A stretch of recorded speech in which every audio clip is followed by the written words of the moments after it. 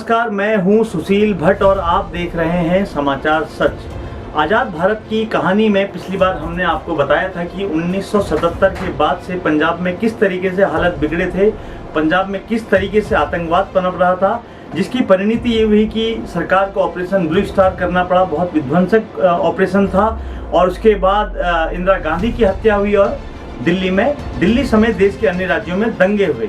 उसके बाद इस देश में चुनाव हुआ जिसमें राजीव गांधी क्योंकि जब इंदिरा गांधी की हत्या हुई उसके बाद राजीव गांधी प्रधानमंत्री बने, लेकिन चुनकर पहली बार प्रधानमंत्री जब लोकसभा के चुनाव आए उसके बाद तो राजीव गांधी प्रधानमंत्री बने। राजीव गांधी के प्रधानमंत्री बनने के बाद उनका जो कार्यकाल था उसमें अनेक चुनौतियों का उनको सामना करना पड़ा, क्योंकि उनकी एक यंग लीडर की इमेज थी और वो अपनी यंग लीडर की इमेज के साथ समझौता नहीं करना चाहते थे। आज हम आपको बाबरी मस्जिद के विध्वंस होने की कहानी सुनाएंगे, लेकिन उससे पहले उसके कारणों को जानना जरूरी है कि आखिर ऐसी नौबत क्यों आई और राम मंदिर का जो आंदोलन था वो किस तरीके से आगे बढ़ा और आज जिस केंद्र में जो भाजपा की सरकार या अन्य राज्यों में जिस मजबूती से भारतीय जनता पार्टी इतनी मजबूत देश में हुई है उसका क्या कारण था। आइए उसकी शुरुआत करते हैं। साल था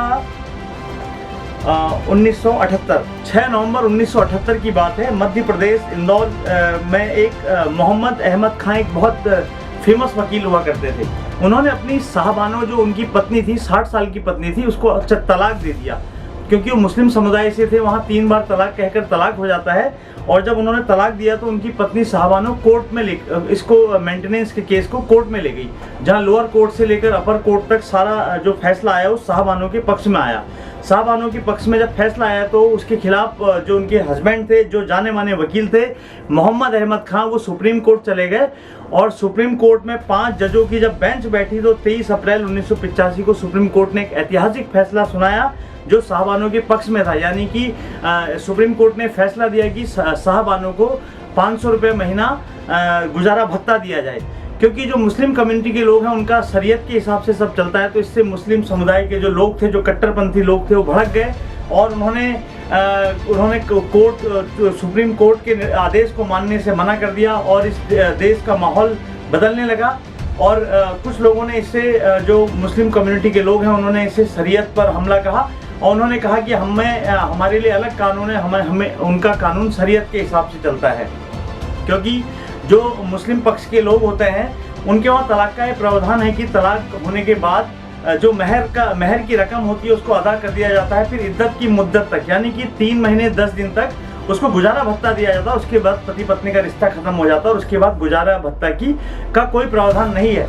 लेकिन सुप्रीम कोर्ट ने जब कहा कि 500 रुपये महीना गुजारा भत्ता देना पड़ेगा तो इसको लेके कांग्रेस की सरकार का भी विरोध होने लगा और जो लीडर की छवि लिए राजीव गांधी को लगता था कि वो इन कट्टरपंथियों के आगे नहीं झुकेंगे, उनको आखिरकार कट्टरपंथियों के आगे झुकना पड़ा और उनको सुप्रीम कोर्ट के इस फैसले को संसद में बदलना पड़ा। लेकिन आप जानते हैं कि आज जिस राम मंदिर के नाम पर इस भारतीय जनता पार्टी की सरकार इतने प्रचंड बहुमत से देश में राज कर रही है और लगभग सभी राज्यों में, लगभग अधिक से अधिक राज्यों में भाजपा की सरकार है, वो किस कारण से है? उसका जो राम मंदिर का ताला खुलवाया था उसका श्रेय जाता है राजीव गांधी को।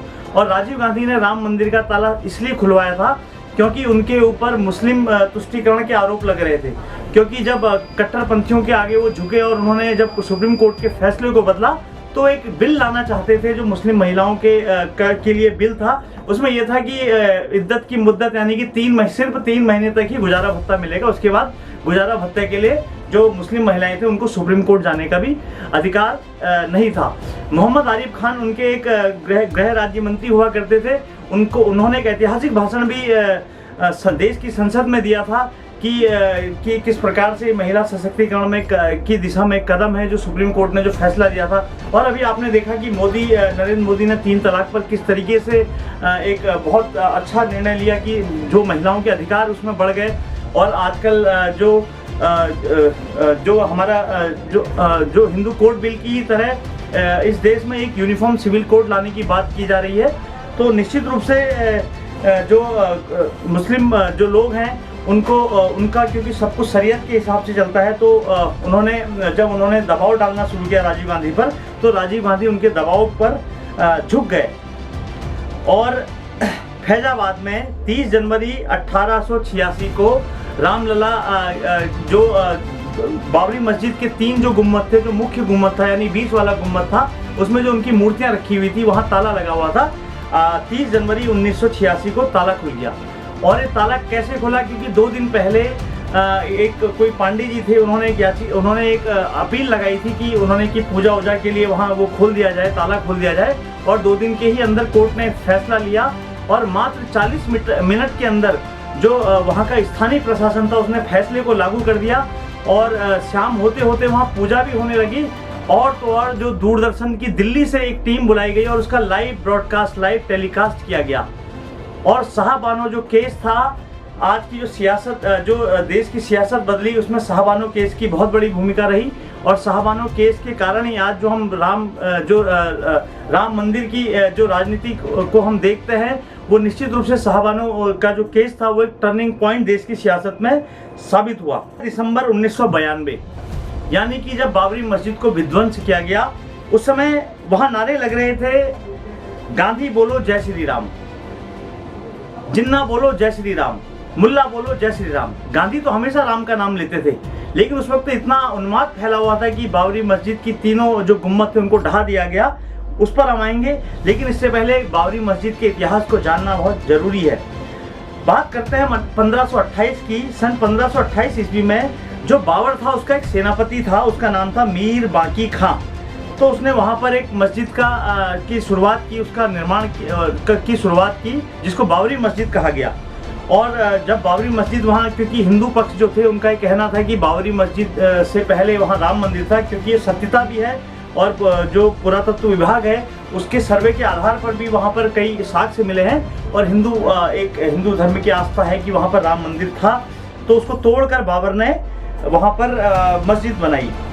तो इसी के तहत हिंदू मुस्लिम में आपस में पहले इतना वो नहीं होता था, लेकिन 1853 में दंगा भी हुआ हिंदू और मुस्लिम के बीच में।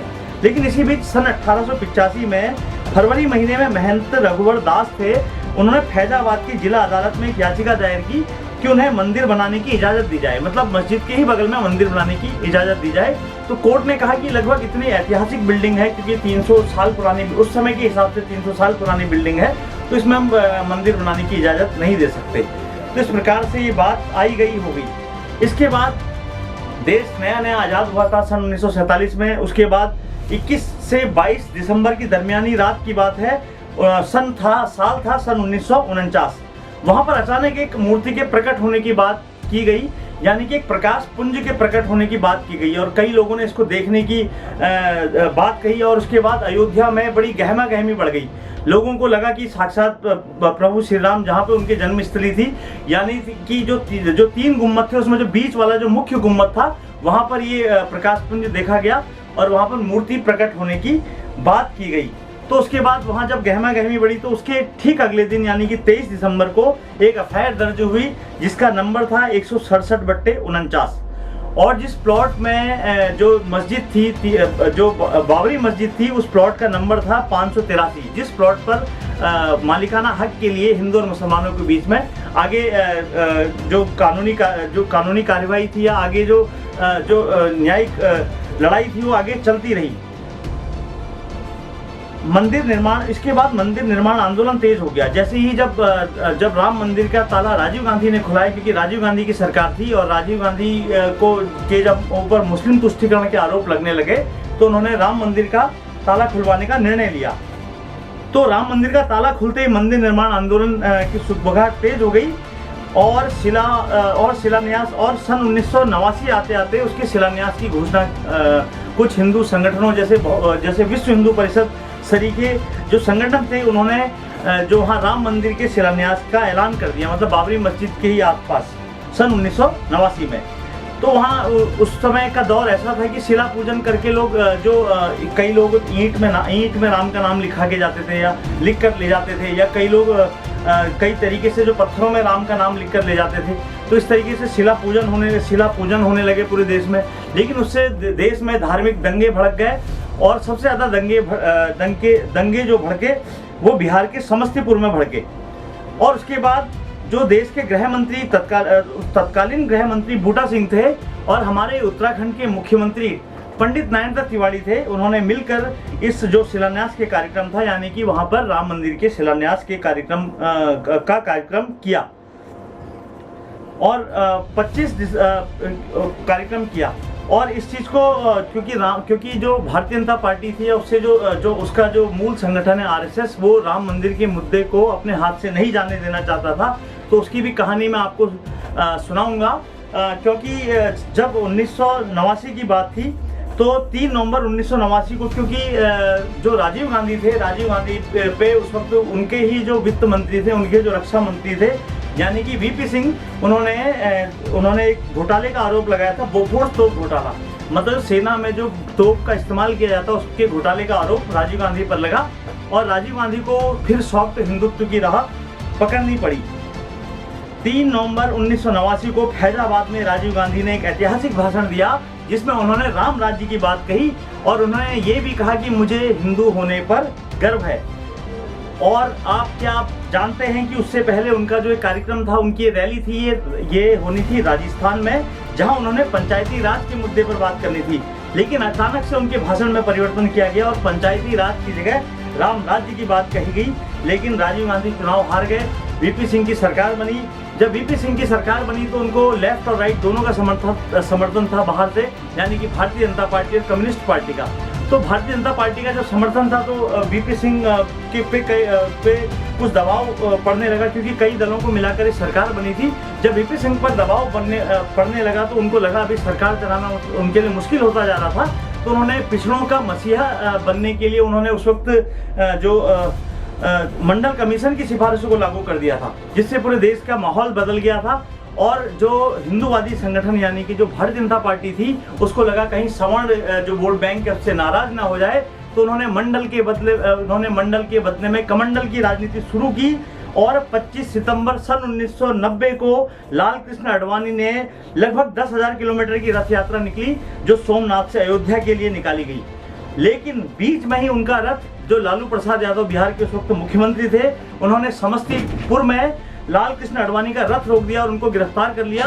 और भारतीय जनता पार्टी जनता दल से नाराज हो गई और उन्होंने वीपी सिंह की सरकार से समर्थन वापस ले लिया और उसके बाद कांग्रेस के समर्थन से चंद्रशेखर की सरकार बनी। उस वक्त क्योंकि जो राम मंदिर का मुद्दा था बहुत तूफान पर था और लाल कृष्ण आडवाणी की जो रथ यात्रा थी उससे उनका बहुत बड़ा कद, एक हिंदूवादी नेता के रूप में उनका बहुत बड़ा कद हो गया था। और 3 नवंबर को जो राजीव गांधी, क्योंकि राजीव गांधी ने भी सॉफ्ट हिंदुत्व की बात कही थी, तो सन 1991 आते आते जो पीवी नरसिम्हा राव देश के प्रधानमंत्री बने।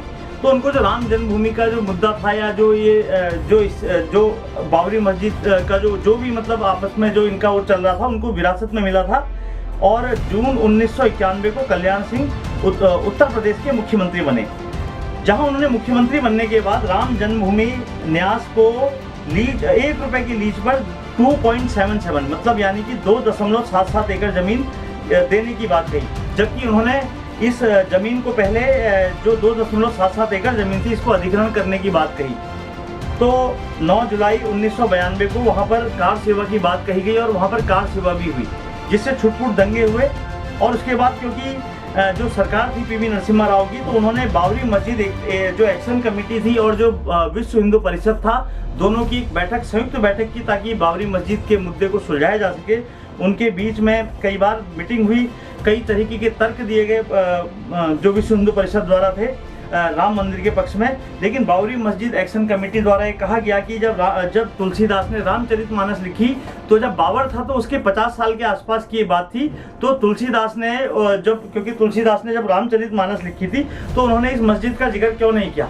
मतलब जो हम तुलसीदास की जो रामचरितमानस पढ़ते हैं उसमें ये क्यों नहीं लिखा गया कि जो बाबर नामक एक शासक था, क्योंकि उन्हीं के कार्यकाल में जो तुलसीदास थे, इन्होंने रामचरितमानस लिखी थी कि बाबर नाम के शासक ने जो वहाँ की मंदिर था उसको तोड़ के मस्जिद बनाया, मतलब राम की जन्मभूमि में मस्जिद बनाई। तो फिर आया 25 नवंबर 1992 आया। 25 नवंबर को क्योंकि सरकार पर धीरे धीरे दबाव बन रहा था, क्योंकि जब सारी बातें, जब बाबरी मस्जिद एक्शन कमेटी और जो विश्व हिंदू परिषद या जो हिंदूवादी संगठन थे, जब उनके बीच में जो मीटिंगों का कोई उसका निर्णय नहीं निकला, तो फिर उसके बाद क्योंकि सरकार पे बहुत दबाव था, तो और दूसरी बात ये था कि 6 दिसंबर 1992 को जो हिंदूवादी संगठन थे, विश्व हिंदू परिषद समेत RSS समेत, इन्होंने सरकार को चेतावनी दी थी कि 6 दिसंबर 1992 को भव्य वहाँ पे कार सेवा होगी। तो यूपी सरकार को बर्खास्त करने के लिए 25 नवंबर को जो PV नरसिम्हा राव थे, उन्होंने धारा 356 का हवाला देकर राज्यपाल की रिपोर्ट तलब की। राज्यपाल को रिपोर्ट देनी थी 26 नवंबर को, यानी कि उसके अगले दिन। लेकिन 26 नवंबर को जो कल्याण सिंह उत्तर प्रदेश के मुख्यमंत्री थे, उन्होंने सुप्रीम कोर्ट में एक हलफनामा जारी किया और उन्होंने जो सुप्रीम कोर्ट है उसको ढांचे की सुरक्षा के लिए आश्वस्त किया। उन्होंने कहा कि हम ढांचे चाहे ये कार सेवा हो, लेकिन हम ढांचे की सुरक्षा के साथ कोई खिलवाड़ नहीं होने देंगे। लेकिन 6 दिसंबर 1992 को लगभग 2 लाख कार सेवक अयोध्या में इकट्ठा हो गए। जब 2 लाख कार सेवक इकट्ठा हो गए तो पल पल उसकी खबर कल्याण सिंह लेते रहे और जो प्रधानमंत्री कार्यालय था उन तक, यानी कि प्रधानमंत्री तक सीधी बात हर आधे 1 घंटे में पहुंच रही थी। और उसके बाद दिन जब क्योंकि 12 बजे का कार सेवा का कार्यक्रम था, और जब 6 दिसंबर 1992 से पहले लखनऊ में एक दिन पहले, मतलब यानी कि 5 दिसंबर को अटल बिहारी वाजपेयी ने एक सभा को संबोधित किया था। उसमें अडवाणी भी थे, उमा भारती भी थे और बहुत जो भारतीय जनता पार्टी और विश्व हिंदू परिषद के बड़े बड़े नेता थे, सब मौजूद थे। और उन्होंने उनका एक ऐतिहासिक भाषण भी, आज उसकी भी चर्चा होती है कि उन्होंने कहा था कि सुप्रीम कोर्ट ने हमें यहाँ भले ही उन्होंने कुछ निर्माण के लिए मना किया है, लेकिन उन्होंने हमें भजन की अनुमति दी है। और अटल बिहारी वाजपेयी ने अपने ऐतिहासिक भाषण में कहा था कि भजन अकेले नहीं होता, भजन के लिए काफ़ी लोगों की जरूरत पड़ती है और कीर्तन में तो बहुत ज़्यादा लोगों की जरूरत पड़ती है। और कीर्तन खड़े खड़े नहीं हो सकता, और क्योंकि जो अयोध्या में था वहाँ सब अस्त व्यस्त था और वहाँ नुकीले पत्थर निकल आए हैं और उनको हमको समतल करना पड़ेगा। तो इस तरीके से उन्होंने भीड़ को उत्साहित करने का काम किया। और जो क्योंकि 6 दिसंबर को केवल वहाँ कार सेवा का कार्यक्रम था, तो अचानक से भीड़ जो मस्जिद की गुम्मत थी उसकी तरफ रुख करने लगी। और लगभग दिन के 12 बजने के आसपास लगभग 3-4 जो नौजवान थे वो गुम्मत पे चढ़ गए। लगभग तीनों गुम्मत पे लोग चढ़ गए और लगभग 1:55 पर पहला जो बीच वाला गुम्मत था, जो मेन गुम्मत था, वो धराशायी हो गया। और उसके बाद लगभग 3:30 बजे दूसरा गुम्मत धराशायी हो गया और लगभग 4:45 बजे तीसरा गुम्मत धराशायी हो गया। और जिसकी सूचना पल पल की रिपोर्ट PV नरसिम्हा राव तक पहुंच रही थी। और PV नरसिम्हा राव क्योंकि पहले जो वहाँ के मुख्यमंत्री थे, यानी कि कल्याण सिंह, उनको बर्खास्त करने की भी बात कर रहे थे और वहाँ पर सेना भेजने की भी बात कर रहे थे, लेकिन वो कुछ कर नहीं पाए। तो उन्होंने सुबह से जो उनके अधीनस्थ जो अधिकारी या कर्मचारी थे, उन्होंने निर्देश दिए थे कि उनको कोई अगर मिलने आता है उनसे मिलने ना दिया जाए। उनसे मतलब कोई मिलने आता है तो किसी से नहीं मिलेंगे, और वो केवल जानकारी ले रहे थे। तो धीरे धीरे जब देश में इस बात का धीरे धीरे पता चला, मीडिया के माध्यम से पता चला और कई मीडिया कर्मी भी चोटिल हुए। बड़ा ऐतिहासिक दिन था 6 दिसंबर 1992, जब बाबरी मस्जिद को ध्वस्त किया गया। और उस दिन वहाँ नारे लग रहे थे कि गांधी बोलो जय श्री राम, मुल्ला बोलो जय श्री राम, जिन्ना बोलो जय श्री राम। तो इस तरीके से मतलब जो बुनियादी भीड़ थी वो बिल्कुल मस्जिद पे चढ़ गई। और जिसका जो अटल बिहारी वाजपेयी थे और लाल कृष्ण आडवाणी थे, उन्होंने दुख भी व्यक्त किया कि हम चाहते थे मंदिर बनाना, लेकिन हम नहीं चाहते थे कि वहाँ मस्जिद को तोड़ा जाए। और उसके बाद देश में दंगे भड़क गए और सबसे ज़्यादा दंगे भड़के मुंबई में। और आपने सुना होगा कि सन 1993 में सीरियल बम ब्लास्ट हुए थे मुंबई में, जिसमें दाऊद इब्राहिम का भी नाम आता है। और इस तरीके से तो देश में जो दंगे हुए और इसका असर देश के अन्य देशों में भी, मतलब इसका अंतर्राष्ट्रीय असर भी हुआ। जब बाबरी मस्जिद ढाई गई उसके बाद कहते हैं कि पाकिस्तान में कई मंदिर तोड़े गए, बांग्लादेश में भी कई मंदिर तोड़े गए और उसके बाद हिंदुओं पर अत्याचार बढ़ गए। तो आज फिर उसके बाद सन 2010 में हाईकोर्ट ने फैसला सुनाया, लेकिन फैसला हिंदुओं के पक्ष में नहीं था, तो सुप्रीम कोर्ट चले गए। और सुप्रीम कोर्ट ने अभी 2-3 साल पूर्व में एक ऐतिहासिक फैसला सुनाया, जिसमें राम मंदिर निर्माण का रास्ता खुला और भव्य राम मंदिर बनाने की बात कही जा रही है। और निश्चित रूप से क्योंकि राम हिंदुओं की आस्था के केंद्र है, तो राम का जो मंदिर निर्माण का कार्य चल रहा है, लेकिन सियासत भी उसी गति से, उसी आभास गति से आगे बढ़ रही है। और भारतीय जनता पार्टी जो राम मंदिर की सियासत करती है उसकी वो बहुत मजबूती के साथ अभी केंद्र में है और कई राज्यों में भारतीय जनता पार्टी की सरकार है। तो आज हमने बताया कि आपको किस प्रकार से बाबरी मस्जिद का विध्वंस हुआ और बाबरी मस्जिद को तोड़ दिया गया, और उसके बाद क्योंकि उसके बाद भी कोई समाधान नहीं निकला और कई वर्षों तक जो राम मंदिर निर्माण का आंदोलन चलता रहा, उसके बाद कोर्ट के द्वारा जब निर्णय आया तो तब राम मंदिर बनाने का मार्ग प्रशस्त हुआ। अगर आप हमारी इस वीडियो को YouTube में देख रहे हैं तो कृपया हमारे चैनल को सब्सक्राइब करना ना भूलें और हाँ बेल आइकन दबाना ना भूलें, जिससे आप जब भी हम कोई वीडियो जारी करें तो सीधा आप तक पहुंच जाए। अभी के लिए बस इतना ही, अगले बुधवार को फिर मिलते हैं। शुक्रिया।